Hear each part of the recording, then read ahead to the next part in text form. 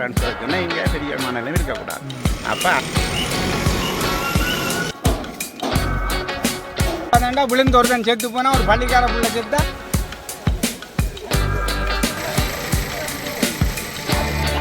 பாலம் முடிஞ்ச உடனே மக்களுக்கு தெரியப்படுத்துங்க. நான் உங்கள் கேடி பாரதி. நாங்கள் இன்றைக்கு நிற்கிறது கண்டாவள பாலத்தில் நிற்கிறோம். இந்த பாலம் வந்து முக்காவாசி வேலை முடிஞ்சிட்டு மிகவும் வேகமாக வேலைகளை செய்து கொண்டிருக்கிறோம். இன்னும் 2-3 நாளைக்குள்ளே இதால் மக்கள் பயணிக்கலாம் என்று நினைக்கிறோம். இருந்தாலும் நியாயமான தூரம் வந்து சுற்றி தான் மக்கள் போயினோம். எங்களுக்கும் அதை பார்க்க கவலையாக இருக்குது. இதில் இந்தியா இராணுவமும் ஸ்ரீலங்கா இராணுவம் இணைந்து தான் வேலை இது. இருந்தாலும் இந்த வேலை திட்டத்தை வேகமாக முடிக்கணும் என்று கேட்டுக்கொண்டு எங்களோட காணொலிக்கு நீங்கள் இப்போ தான் முதல் தடவைன்னு சொன்னால் மறக்காமல் சப்ஸ்கிரைப் பண்ணுங்கள், லைக் பண்ணுங்கள், ஷேர் பண்ணுங்கள். இந்த காணொலியை ஃபுல்லாக பாருங்கள், நிறைய அம்சங்கள் இருக்குது. வாங்க காணொலியை ஃபுல்லாக பார்ப்போம்.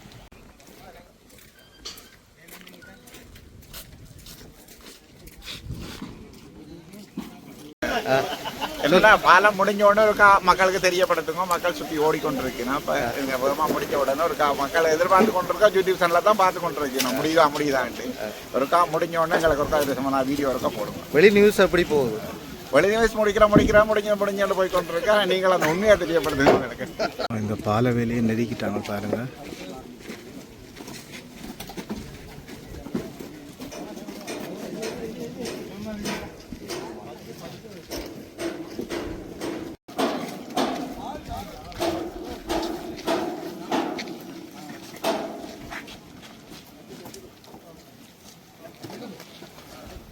எவ்வளவு அமைக்கிறாங்கன்னு தெரியல, பார்ப்போம்.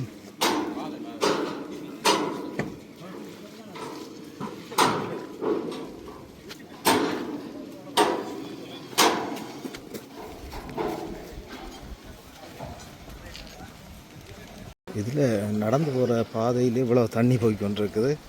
நான் நினைக்கிறேன் இரண்டமடு குளம் வந்து வாங்காத திறந்ததால் இவ்வளோ தண்ணி வந்து இந்த இடத்துல போய்கொண்டிருக்கு.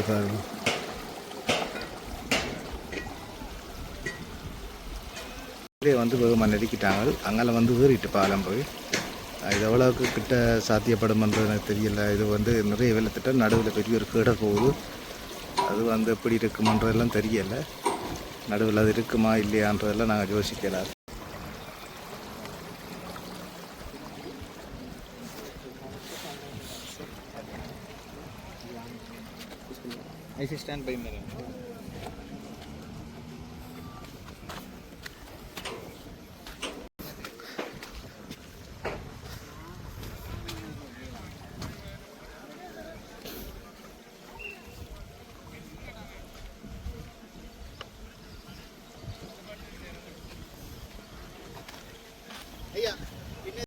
அறிவிச்சு கொண்டிருக்கீங்க. இப்போ நாங்கள் பாலத்தடியில் நிற்கிறோம். ஆனால் முடிவடைஞ்ச மாதிரி இல்லை. இன்னும் குடிமுறை கலைஞாவது செல்லுன்னு பார்க்கறது பாதை திறந்து விடுறாங்க.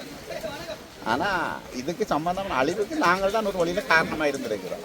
என்ன பிரச்சனைன்னு சொன்னால், இப்போ மாங்குளத்தில் பெய்கிற மழை தண்ணி இங்கே வந்து காட்டுக்குள்ளால பிறகு வந்து சேர்றதுக்கு எப்படியும் ஒரு நாளாவது செல்லும். இப்போ அந்த தண்ணி வர காற்றுல உள்ள மணல் ஏற்றி விட்டபடியாக தண்ணி வர வேகம் கூட, அதனால் குளங்கள்கிட்ட கெப்பாசிட்டி கூடிட்டு, அப்போ குளத்தின் வண்டு பழைய தண்ணி அளவுக்கு தான் வண்டுகள் அமைக்கப்பட்டிருக்கு. மேல் ஆறுகள் கெப்பாசிட்டி கொண்டோன்னா வண்டுகள் கண்ட்ரோல் பண்ண இல்லாமல் வண்டை உடைச்சி கொண்டு வெளியே தண்ணி வெளியேறதான் இல்லை. அதனால் ஆற்றில் மண் அள்ளுறதை மட்டுப்படுத்தினா தான் இந்த இந்த இப்படியான நடவடிக்கை இல்லாமல் சுயமாக மக்கள் நடமாடத்தக்க மாதிரி பாலங்களுடைய அமைக்கிறதுலாம் ஆற்று மண் அகழ்வு கட்டுப்படுத்தும். யார் செய்யும்? இது அரசாங்கம் தான் செய்யணும். அரசாங்கம் ஆற்று மண் இந்த போலீஸார்ட்ட உடம்பியோட செய்கிறான்னு சொல்லி இந்த மாதிரி தெரியல எங்களுக்கு. ஆனால் அதை மட்டுப்படுத்துறதுக்கு போலீஸாருக்கு தான் முழு அதிகாரம் இருக்குது. ஆற்று மண்ணகளை மட்டுப்படுத்தும். மற்றது இதுகளுக்கு வயல்கள் வச்சிருக்கிறார்கள். கழிவு வேக்கால ஃபுல்லாக மூடி வயல் வச்சிருக்கிறீங்க. அப்போ நீங்கள் வயலை வச்சு உங்களோட வயலுக்கு தானே செய்யலாம். நீங்கள் கழிவு வேக்கால முறைப்படி விட்டுருந்தால் இந்த பிரச்சனை வந்துருக்காங்க. உங்களோட வயல் மூடி இருக்காது, பயிர் அழிஞ்சிருக்காது, ஒன்றுமே நடந்திருக்காது. அப்போ நீங்கள் வார ஆண்டாவது இந்த கழிவு வேக்காலை சுத்தப்படுத்தி உரிய இடங்கள் கழிவு வேக்காலை அமைக்கிறதுக்கு ஏற்பாடு செய்யணும். நீர்ப்பாசனம் செய்யக்கூடாது. எப்படி நகருதாண்டு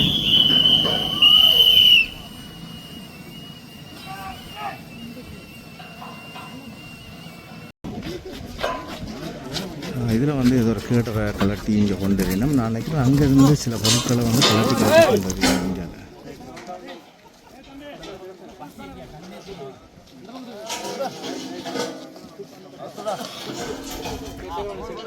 நாளைக்கு இந்த வேலை முடிப்பாங்க சொல்லோட. என்னென்னா இளங்கரணமே இங்கே சம்பவம் சம்பந்தமாக அவருக்கு முழுமையாக தெரிஞ்சிருக்கு. இங்கே 90ஆம் ஆண்டு இந்த கழிவேக்கால் இருந்தது. அப்போ நெல்லின் விலை 600 விற்றது. அப்போ இந்த வயல்கள் விதைக்கிற அளவு குறைஞ்சிருந்தது.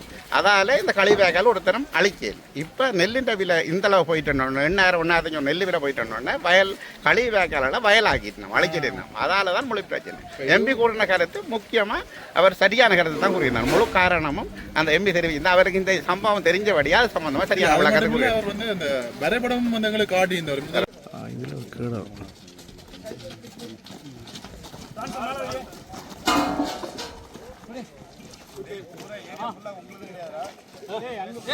விழுந்து ஒருத்தன் செத்து போனா ஒரு பள்ளிக்கார புள்ள செத்தா இதுக்கு முடிவாரு. இந்த வேலையை வேகமாக முடிக்கணும், இடைஞ்சல் இருக்கக்கூடாது.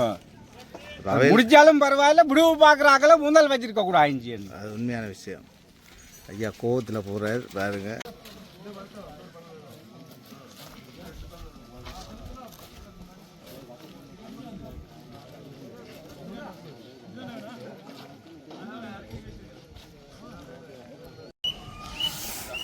பாலம் வந்து ஒன்று கொஞ்சம் கொஞ்சமாக பாருங்க.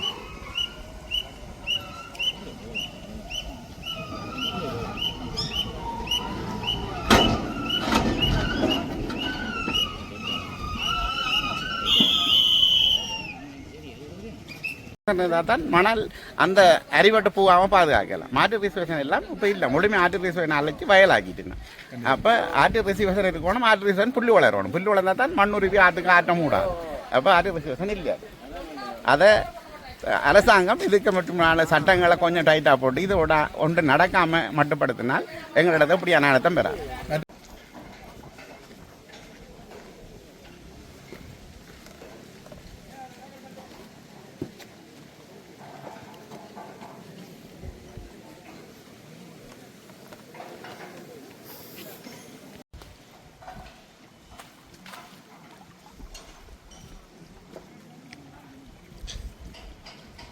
இந்த பாலம் வந்து நான் நினைக்கிறேன் இன்றைக்கு நைட்டோட பாலத்தின் வேலை முடியும், நாளைக்கு ஓப்பன் பண்ணுறதுக்கு வாய்ப்பு இருக்குன்னு நினைக்கிறேன். பார்ப்போம்.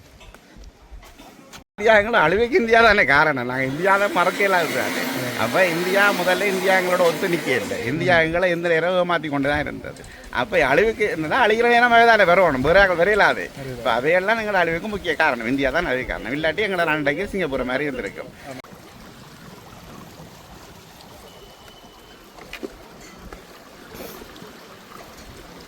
ஐயா என்ன போயிலாம் கிடக்கிறேன், நீங்கள் போங்க, உருட்டி கொண்டு போங்க. சைட்டால் வாக்கில் விளாட்டி வச்சுட்டு போனால் சுகம் இல்லை. என்ன வந்து கொண்டே இருப்பாங்க. போயிடலாம் நிற்கிற பாருங்க. இதுக்கெல்லாம் என்னண்டு போகிறது.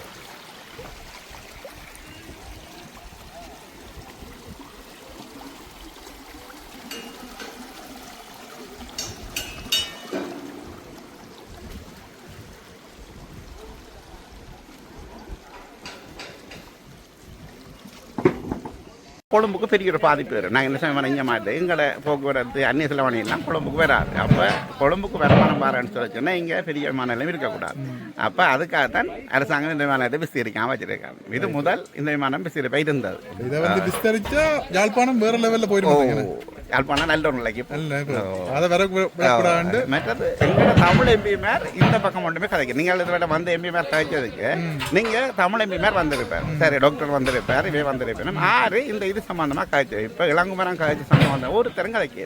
அப்போ அந்த பாவத்தில் அவையற்றே இல்லை. அப்போ அவையில் இது சம்பந்தம் கதைக்காம விடுற நல்லது இல்லை, கதைச்சு குழப்பம் இல்லை, பார்க்க கதைக்காம விடுற நல்லது. தெரியாட்டி தெரியாது.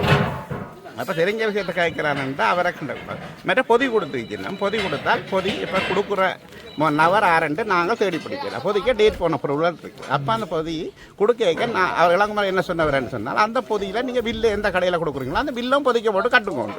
அப்போ அது பிள்ளை இல்லை, அதுக்கு முரண்பட தேவையில்லை. ஏன்னா அந்த பொதிக்கு அதை போட்டு கட்டினால் வேண்டின பொருள் டேட் போன பொருள் வேணா அந்த கடையில் கொண்டே அவர் கேட்கலாம் வேண்டுறது.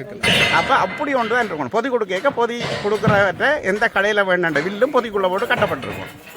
அது சரியாக இருக்கு. அவர்களாம் ஒரு காய்ச்சி ஒன்றுலேயும் பிள்ளை இல்லை. ஓ சரியா வெள்ள திட்டத்தை இவ்வளோ முடிக்கணுமன்றதுக்காக ஜேசிபியை வச்சு தான் பாலத்தை தள்ளினான்.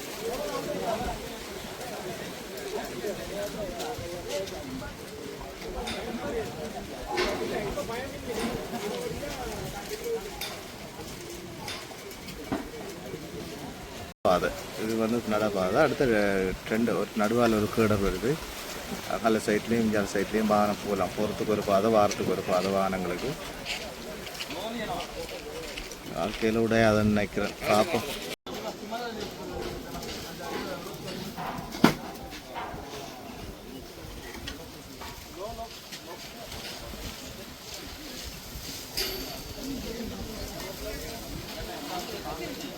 இதிலிருந்து இப்போ இந்திய ராணுவம் வந்து ஒரு சின்ன ஒரு இடைவெளி அவங்களுக்கு ஒரு ரெஸ்ட் எடுக்கிறதுக்கான ஒரு டைம் கொடுத்துருக்கணும். அந்த டைமுக்காக தான் இங்கே வந்து வந்துருக்குறாங்க பாருங்கள்.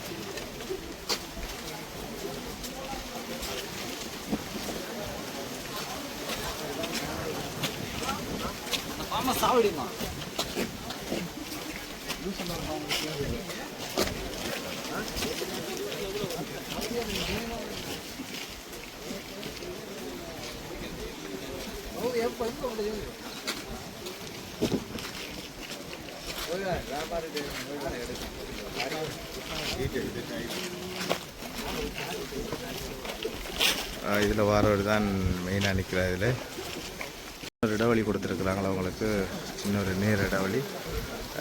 சாப்பிட்டு ஆப்புறாருக்கு பாருங்க.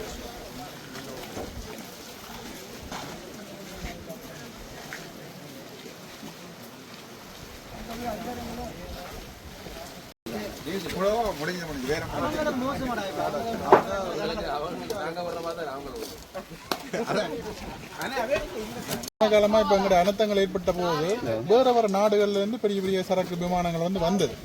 அப்ப அதுக்கு ஒரு பிரச்சனை வந்துச்சு.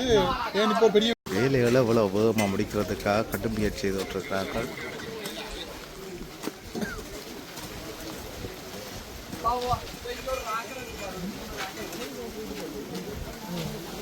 திங்கட்கிழமை ஓப்பன் பண்ணலாம்ன்ற மாதிரி தான் சொல்லிடலாம். இறந்துட்டார் பாருங்க. அது ஒரு இந்திய ராணுவ வீரர் தான் அந்த இந்திய சுற்றிய தள்ள போகிறாங்க.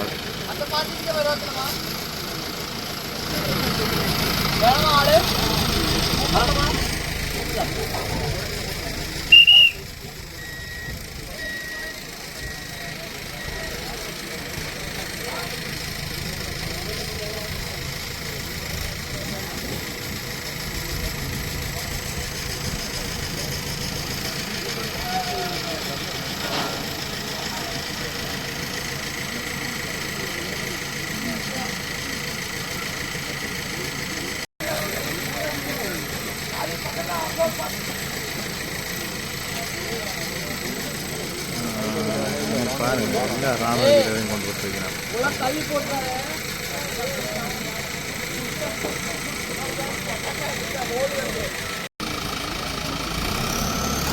தள்ளப்படுறாங்க.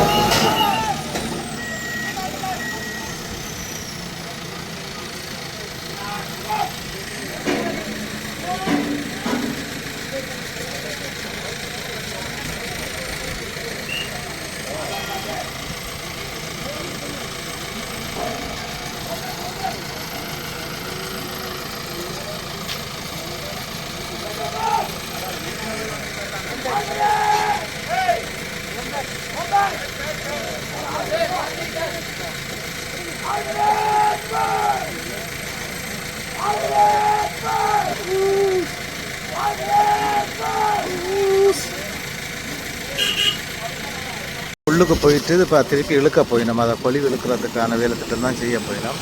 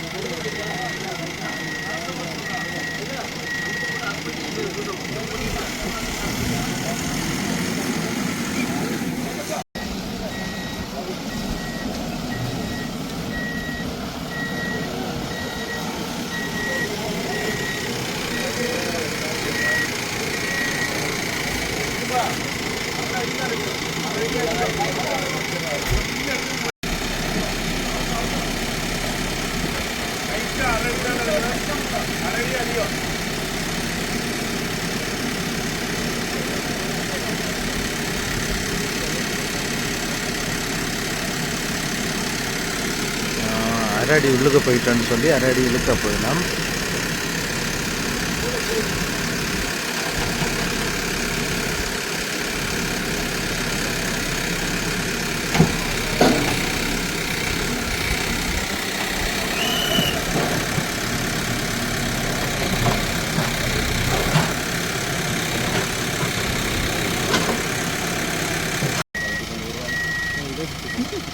இதை பிடிச்சி இழுத்துக்கு தானே எந்தெந்த அளவுக்கு திரும்ப காரணம்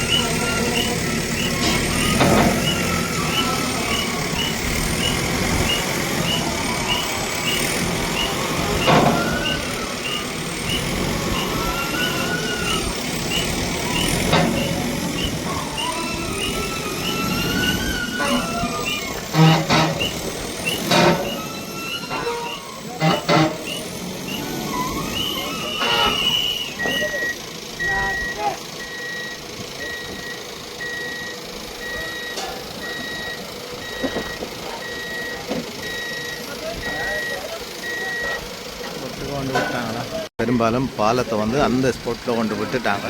இனி ஒரு கொஞ்சம் வேலை தான் கிடக்குன்னு நினைக்கிறேன். முடித்த பிறகு நாளைக்கு பெரும்பாலும் பாலத்தை வந்து முற்றுமுழுதாக வந்து அதுக்குரிய நடவடிக்கை செய்யணும்.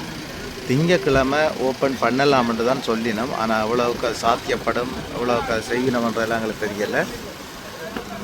உண்மையில் இந்த இடத்துல வந்து நின்று கடமையாற்ற இந்திய வீரர்களை வந்து நாங்கள் பாராட்டணும். ஏனெண்டா அவங்களுக்கு மிக வேகமாக இந்த வேலையை நகர்த்தி இந்த மக்கள்கிட்ட இந்த பாலத்தை ஒப்படைக்கணும்னு பார்க்கலாம்.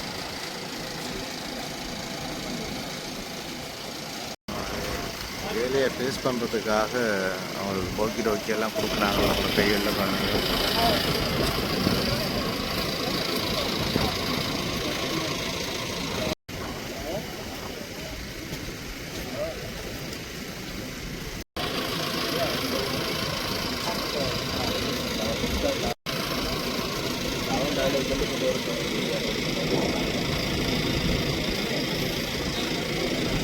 பார்வையிட்டு கொண்டிருக்கணும்.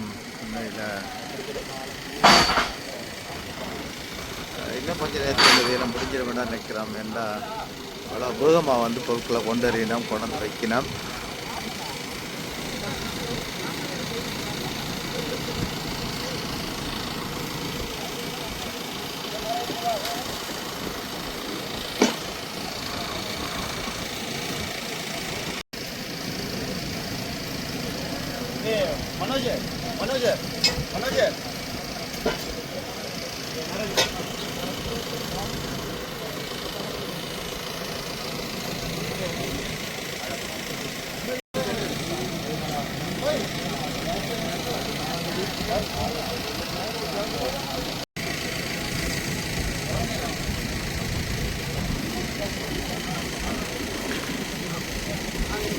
அங்காள பகுதியில் இருக்கிற இந்திய வீரர் இந்தியாவில் வந்து கொண்டிருக்கிறார். அந்த அளவுக்கு வேலை என்ற ஒரு முடிவுக்கு வந்துட்டேன்னு நான் நினைக்கிறேன்.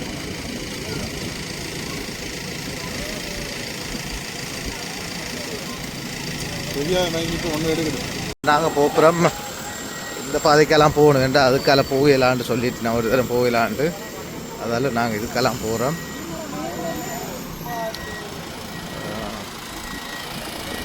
வந்து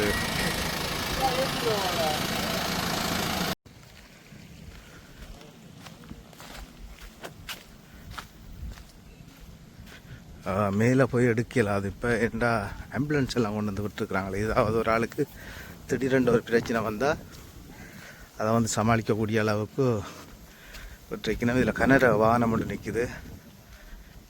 இந்த வாகனத்தை பாருங்கள், ஆம்புலன்ஸ் வந்து நிற்குது.